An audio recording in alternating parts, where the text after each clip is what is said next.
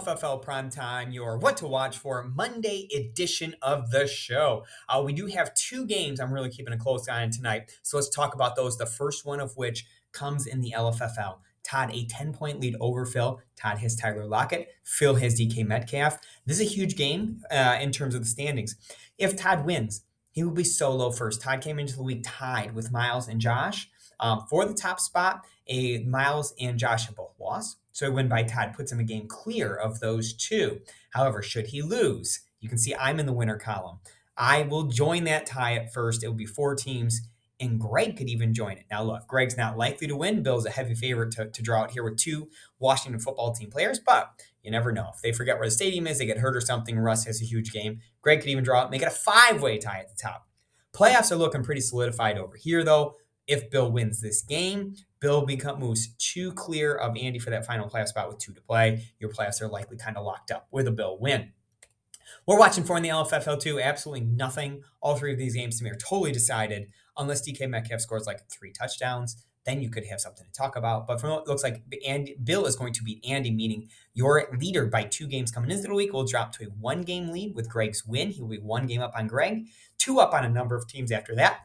Todd will beat Sean. Eric will beat me. As I said, Andy's loss brings everybody closer together with just six to play over there. Still to be decided over in the LFFL3, really not much. Phil is, we're going to say, a 90% favorite to beat Nate here. Lockett could do nothing. Russell Wilson can throw three touchdowns to DK Metcalf, something like that. But outside of the miraculous, Phil will be a winner over Nate. Matt Merrill will beat Miles. Crushes Miles. I told you before the week, Matt needed this win, needed to win out, and had a decent chance to make the playoffs. Well, things are falling into place for him, as I'll get to in just a hot second.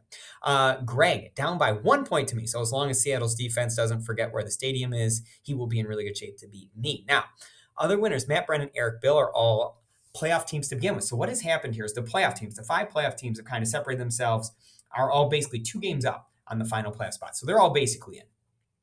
However, Todd and Andy came in tied for that final playoff spot at 6-5 this week. Both lost. So both dropped to 6-6. Matt Merrill's win and Greg's soon-to-be win would put them both at 5-7. If I beat Greg, I'll be 5-7. Matt Merrill, as I told you, second leading scoring team in the league. With this win, might even be the first leading scoring team at week's end. So Matt looking really good. Just a game back at this point to try and bump up into that playoff position. Greg or myself will just be a game back as well. So tightening up that race for the final playoff spot. Look at the LFFL4. Let's talk about Thanksgiving for a minute. I was able to draw out on Greg on Thanksgiving. We were down most of the day, but had the late game stacked out. I had that guy four guys. I think we both had four guys in the late game, the Bills-Saints game.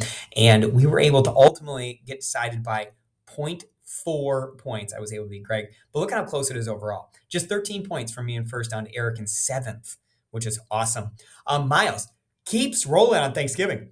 Fourth or better for the seventh straight time. 9 of the 11 times he's played this year, he's been a top half of the league team, which is awesome consistency. That you can see that vaulted him up in second place. But then last week, Miles finally had a bad week, drops down to 70. Look at how tight this scoring is. Eric 115, Nate 113, Andy 112, just 16 points separated first place Eric from seventh place Greg. Anybody's game in what was the lowest scoring week of the year. Congrats to Eric. That's win number 2 this year, 11th win overall. He has the most top 3 finishes this year. 7 times he's finished in the top 3 for the season. I have the lead over Eric, Miles, Greg.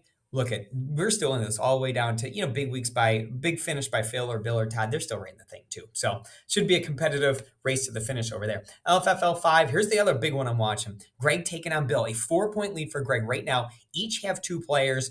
All the 4 players are basically the 4 best players in this game. So should be a great one tonight to watch. What's the seed here? The top seed.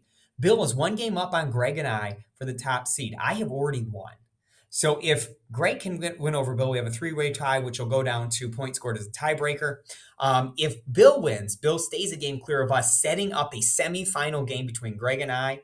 Ooh, that'll be a fun one. So we'll see what happens here tonight. Miles taking on Phil. Phil with a chance to draw it on Miles for sure. Andy likely to beat Nate in other action. Finally, your elimination will be Josh, unless Adam Humphrey scores about 40 points tonight, which I think would be a career high for him, so I don't think that's going to happen. Greg is Shula's finished team, so Greg is the one theoretically on the chopping block, but obviously this is all in all likelihood it's going to be Josh. So that would leave Greg, Sean, and Eric.